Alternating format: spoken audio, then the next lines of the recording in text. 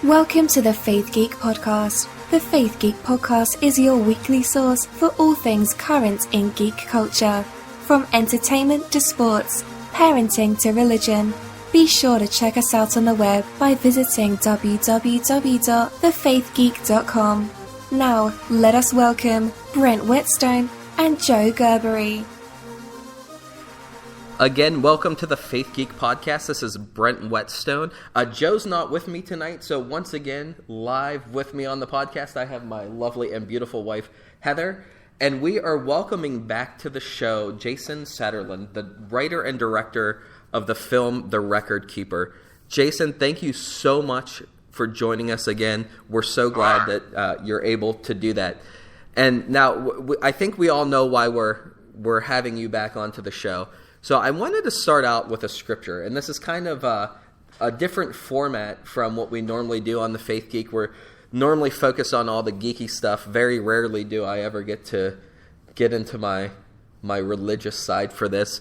But hey, that's what my background is. So I want to start off with a scripture, and I'm going to start off with Romans 8:28, and it's coming out of the King James Bible. And it says, "And we know that all things work together for the good of them that love God, to them who are the called according to his purpose." Now, Jason, with everything that's going on right now from this past Sunday on with The Record Keeper, how does that fit into that scripture fit into your life? Dude, you're supposed to ask me this question in 5 years after we've seen how what the awesome thing happened, it was shut down. And then, but you're asking me now, before we've seen anything happen? Well, why not, for the people who are listening in right now who maybe might not know what we're talking about, can you give us a breakdown of what happened this past weekend within the Seventh-day Adventist Church? Well, let's back up. Okay, so if anyone doesn't know, The Record Keeper is an 11-part web series. Basically, it's the story of mankind's history, or biblical history, told from the perspective of angels. It's how they react to all the things going on Earth. And the Record Keeper is an angel who is keeping all the records of mankind's history. It's kind of it's a steampunk series. It's really, cool sci-fi, really cool action stuff. And it's the West Wing meets Battlestar Galactica in heaven. That's kind of our approach. That's a great description of it. Thanks. And so this project was funded by the Seventh-day Adventist Church. It was a new way to get this material out there, to try to, because churches today are having a hard time reaching beyond their walls, speaking that new language, and so they wanted to try something brand new, speak a new language, and try a web series, and that's what we did. So we sat down. Myself and two others, Rajiv Sagamani is the co-creator and co-writer of this, and Garrett Caldwell was the executive producer and co-writer. Garrett is an employee of the church. So we set out on this journey, wrote this series, and it's been about a 2-year gestation process. Okay. Now remember, if you don't know anything about the Seventh-day Adventist Church, very conservative denomination. We're talking no drinking, no dancing. Observe the Jewish Seventh-day Sabbath. It's very, very conservative. So the fact that we're even using movies to do this is very controversial. Because, you're not supposed to go to movies. Right? So just the fact that we're using this tool has gotten some people upset. Not to mention the fact that once they started to see the trailer for the series, they realized, this is not roses and butterflies. This is a war. We make this an action-packed, dark series. It's a tough war. And after it was supposed to be released February, and right before the release, the higher-ups at the church voted to shut the project down. Okay. And they don't even, from last I've heard, it's not going to be sold either. It's going to be shelved.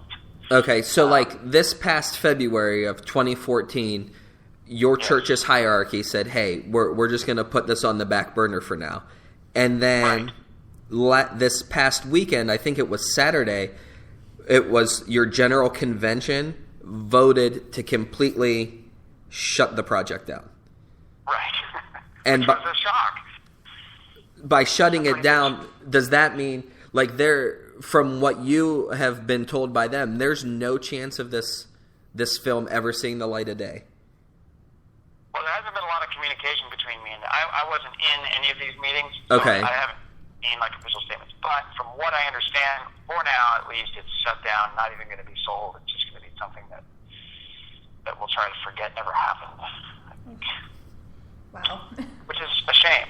It's a real shame. Yeah, and I released a statement on behalf of the Faith Geek family in support of you and your film crew and your actors and your film company, that, you know, I just, it hurt me because I believe that the only people who are going to really miss out and suffer from this are the people who don't know Jesus. Like you and I, we're set. We're saved. We know who Jesus is. But there are millions of people out there right now who will never come to know him because they're not exposed to him through, I believe, the film The Record Keeper. And so, like, we wholeheartedly support you. We've been fans of yours since we found out about the Record Keeper, and we found out about it a lot later because we're not Seventh-day Adventist. So we were coming in on the back end of things, but it was something that really got me excited. So know that we support you, we're praying for you, and we're lifting you up because we definitely believe that God has placed a call in your life and placed a call on this film to do great things. Well, I really appreciate that. And I think when you know, your original text where it's, you know, all things work together for good, my only response I can think of to that is I feel a little bit like Moses when he pulled the Israelites out of Egypt. Uh-huh. Pulled them out of Egypt, and you know, 1 million people basically, and they're marching across the desert, and then they hit the Red Sea, and the Egyptians are barreling down on them, ready to slaughter them all where they stand. Uh-huh. And you know, the Red Sea has not parted yet, and everyone's complaining, and oh no, what's going on? And Moses says, "You only need to stand still. God will fight for you." Mm-hmm. I feel a little bit like that moment. Not that I'm Moses or anything. I feel like an Israelite. Right. Why did you take us out of Egypt? I feel a little bit like one of those. But it's kind of that moment. And I want to make sure that, just to set the record straight, I think it's a little easy to throw the entire denomination under the bus in a situation like this. Right. You know, to say, oh, you know, all these suits at the top, you know, are closing the project. They're down on the man. You know, they don't like art, and that's actually not true. Right. Because most people actually are 110% behind it, and the executive producers of the project fought tooth and nail for this. It's a very small group that are opposing it, and it just happens to be that smaller group has a lot of money and power. So and you also have to remember, and I think this is number one most important, is they have never done this before. Right. This is never, and they tried, you know, they didn't just sit back and wait for everyone else, all the other denominations to do something. They threw out there and tried their best. Right. And you know, without them, there would be no Record Keeper. So I'm really thankful for that, and I have to keep remembering that, and I want to make sure everyone else knows that. Like, it's important to keep that in mind. And we knew there'd be problems with this project just because of the nature of what it is. You know, we're spelling some things out pretty clear. You know, right. Salvation and all kinds of things like that. We're telling spiritual stories. We knew there'd be conflict. We didn't know how or what it would look like, but we knew that would happen. So I just want to make sure that, you know, that the entire church isn't thrown under the bus just because of... Right, and I will say that since I've been more vocal about things, I've actually had Adventists reach out to me and communicate that, you know, hey, we're behind this film 100%. We really want to see this. And And I mean, the Save the Record Keeper Facebook page is a great example that, like, you know, there are a ton of people who support you and this film that want to see that. And I also want to say, you know, I don't want it to sound like we're coming out against your religion, because I know in every single church that there are going to be politics and there are going to be factors that we never see that dictate what goes on within that denomination or within that church structure. So, unfortunately, with religion comes politics, and like I think we're seeing that, unfortunately, at play here with the Record Keeper. Absolutely. I mean, I've seen this in corporations, not even religious corporations. I mean, this is just kind of the way it is. Like, anytime you have a large body of people together trying to make art, it's usually kind of a disaster. You know, because you've got all these people who want their opinions and trying to put their thumbprint on something. I mean, even if it's a training film, you get that. Then you get a lot of people saying, you know, worry that corporations typically are terrified of offending anybody. Right. That's just, unless you're Apple or Google, you know, they're just boldly marching forward. Most corporations aren't that way. Right. And then when you add the religious element to it, that adds another layer of complication where it's, you know, like, is working in movies good or bad?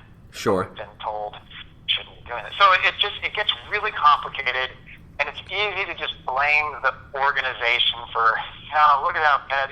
That's not the case. That's just not true. And 90%, like you said, 90% of people will never hear the arguments that happen in a boardroom. Right. Or who fought for what. You know. Sure, and I mean, even on the small scale of our company, whenever we publish a blog that we think may be controversial, it goes through several revisions and several people, like, because we aren't an Apple or a Google yet, to where I could just say, go ahead and publish it. It's all right. But, you know, I can see where some of the concern comes in.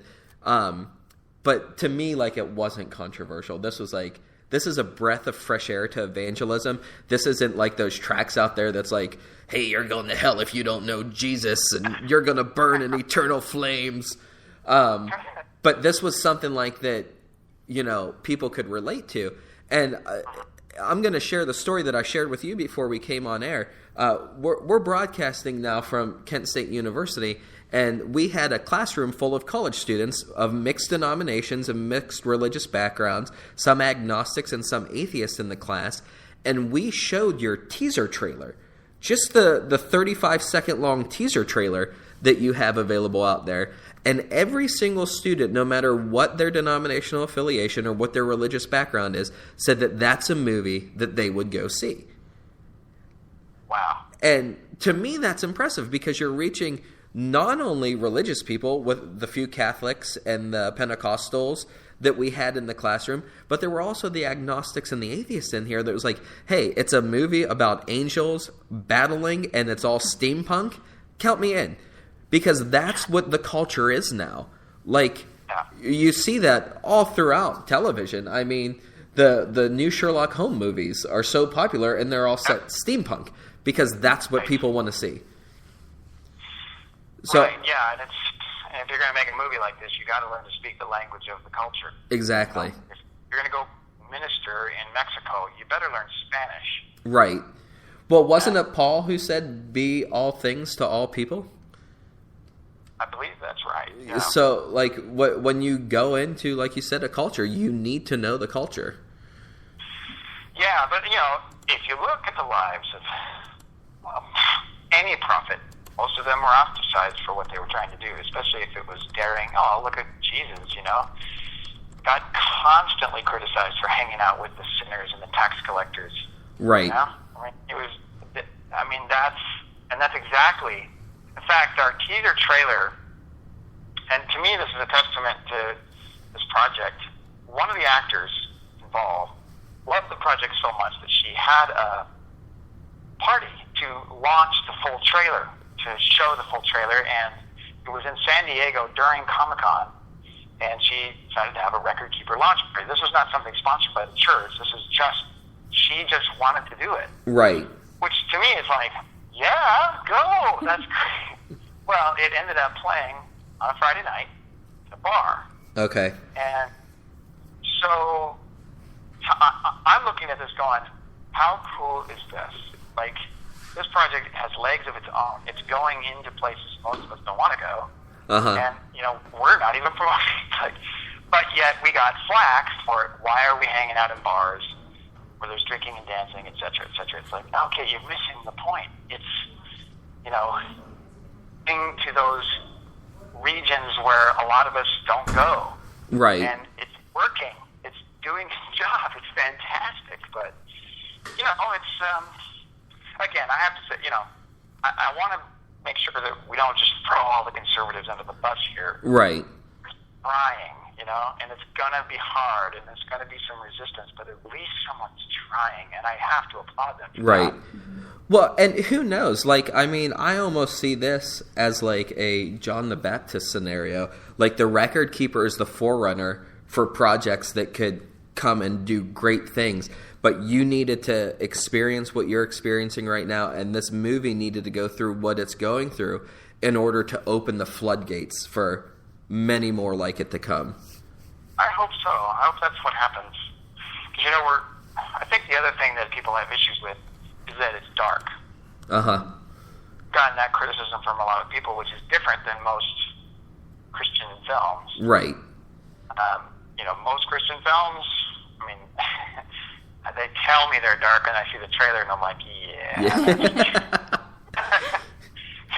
yeah, like those films where someone gets cancer, but they're healed by the end of it, and everyone lives happily ever after.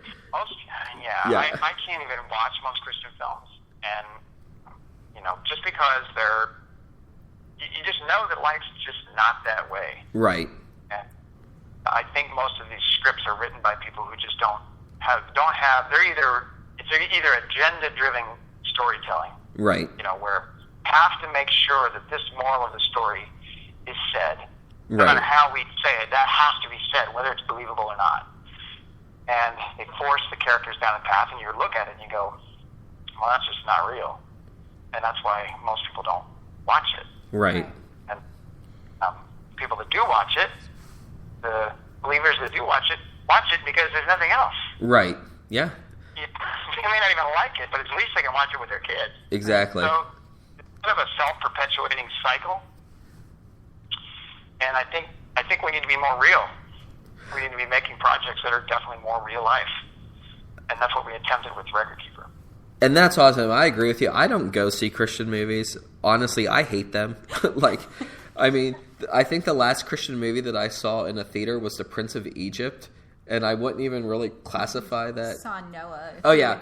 We did see Noah, which I thought was awesome. But, people were ready to stone me in the public square because I endorsed it. I'm with you on it. I want to see real life. When I go see a Christian film, I want to see, hey, yeah, that dad is struggling to make ends meet. He's working 2 jobs. There's stress in the family. But the only thing that's holding them together is their faith.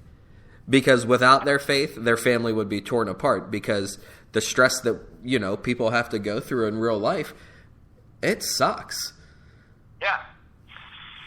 Yeah, and to me, the best Christian film ever made is On the Waterfront.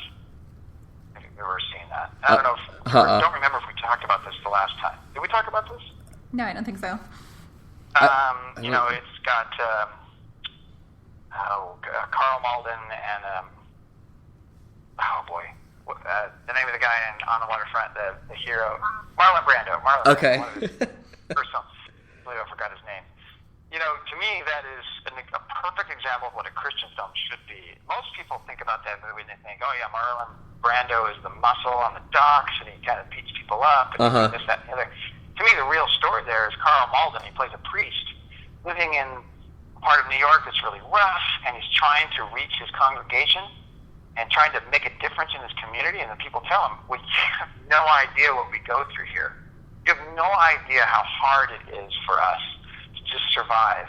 So he rolls up his sleeves and he tries it, and he ends up getting mocked, and I can't remember if he gets beaten up, but I think he does get food thrown on him at the docks and things like that. He might get beaten up. I think in the end he ends up trying to fight with Marlon Brando to help protect him. Oh, wow. And, it's a great story, and, it's it is hard, and it doesn't necessarily tie everything up in a neat little bow, but it's compelling, it's real, it's the human experience. Right. That's what we need to tell. That's Absolutely. The story we need to tell.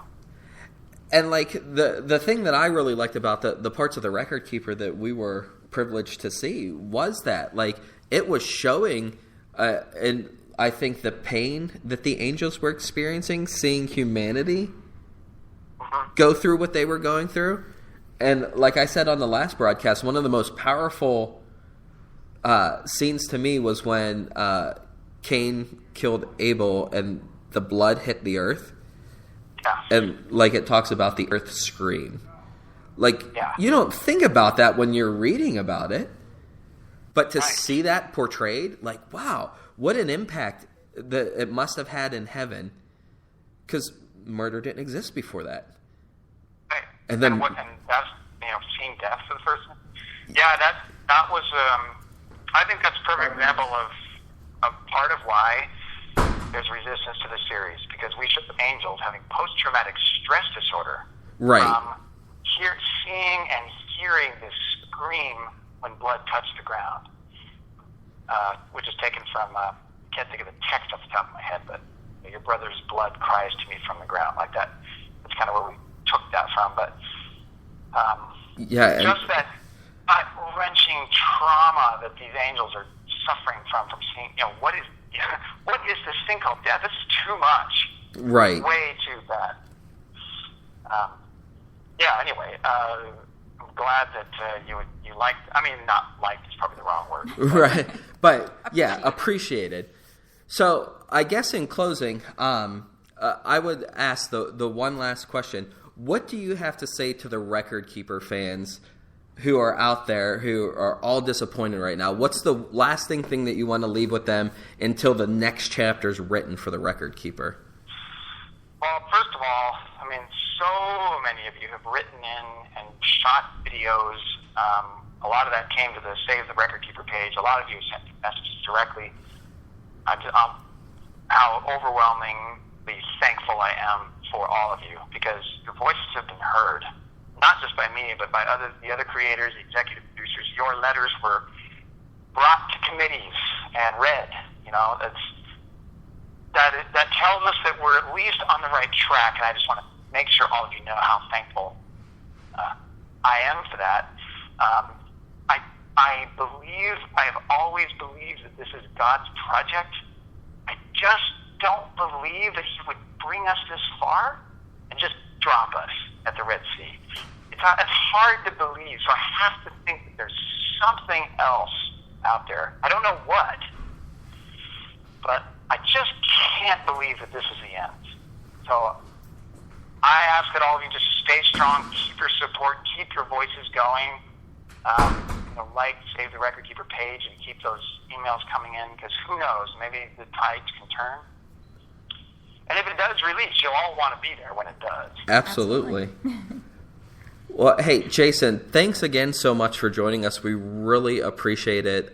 Know that we'll be praying for you, and we'll continue praying for the project. And I believe with you that God brought you to this point, and He's not going to drop it, that this film's going to be released, and that it's going to have an impact around the world like no one could imagine. Thank you. I really appreciate that. It's really fun to be on your show. I want to come back. We're definitely going to have you back, because I know there's some great things coming up in your future that will be awesome to talk about. All right. Sounds good. Thank you so much. You have a great night. And thanks again so much for listening in to the Faith Geek Podcast. You guys, as always, are awesome. Thank you. Thanks. Have a great night. All right. Bye-bye. Thank you for listening to the Faith Geek Podcast. The Faith Geek Podcast is brought to you by thefaithgeek.com, your online Christian resource for all things geek culture. Remember, you can always listen to this and any of our archive shows by visiting www.thefaithgeek.com.